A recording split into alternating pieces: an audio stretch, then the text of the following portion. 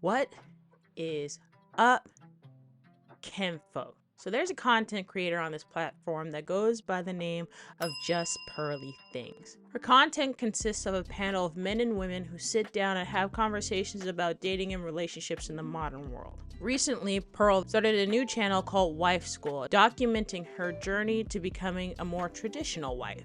In her first episode, she sits down with Troy Francis, a relationship guru, for tips on how to be more appealing to men, a struggle that she hadn't been open about on her platform previously. This became ammunition for her detractors, because how do you claiming that modern women aren't worthy of dating, that men shouldn't date them, and yet you can't even get a man yourself?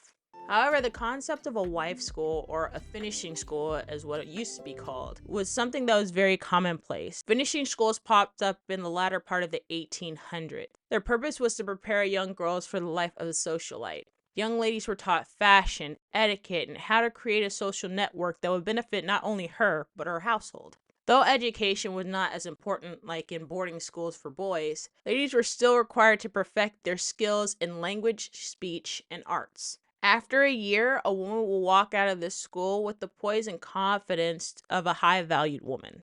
At the turn of the century, this became even more important for women to attend because a woman's temperament could control her husband's future career. An employer who took interest in an applicant would find indirect ways of interviewing the wife, say through a dinner date. A woman that is disagreeable, lacking manners, or is behind in fashion could cost her husband his position. I can think of a case of an executive whose rise to fame in his organisation stopped fairly suddenly because of the fact that he had, when he got married at a fairly young age, married a lass somewhat, I don't want to be snobbish in saying this, but below his station in life. So that as he progressed at the rate that one could expect, his wife didn't. She was somewhat illiterate, and this became a real restricting factor for this fellow's growth. The expectation was that as a man moved up in the world, he should have a wife to match. Even if a man showed promise, if his wife was lacking in these skills, it could destroy or at the very least limit his choices in moving up in a company.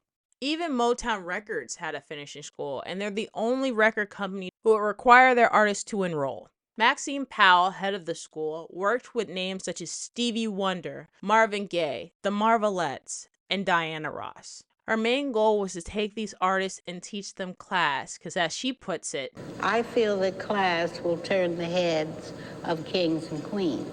but as you can imagine, feminism killed this too. Women began abandoning more traditional roles, and finishing schools ended up dying away as well. Here are my thoughts. One of the things that I've noticed when I was doing my research is all the women, from the teachers to even the students themselves, all claimed that the school helped them with their confidence. What were you doing wrong? I don't know that I was doing anything wrong, really, but I was just unsure of myself.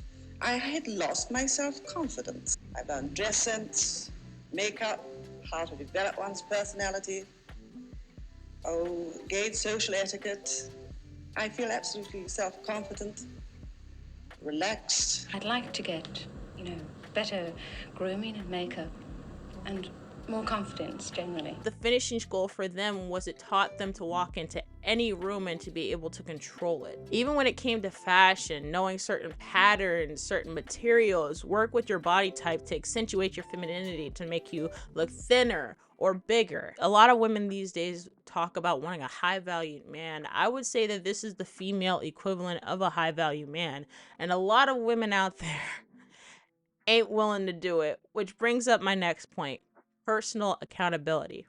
All these women were upfront about their low self-esteem and their doubts about their womanhood, and went to a professional to try and fix these issues. This kind of brings us full circle back to Pearl. I think it's very admirable for a woman to come out and say, hey, listen, this is something that I struggle with, and I'm reaching out to people to help me. And I think that's something that should be admired. I think that's something that should be praised. Even me, I am in a relationship, and I would say that I have things that I need to work on to become a proper wife.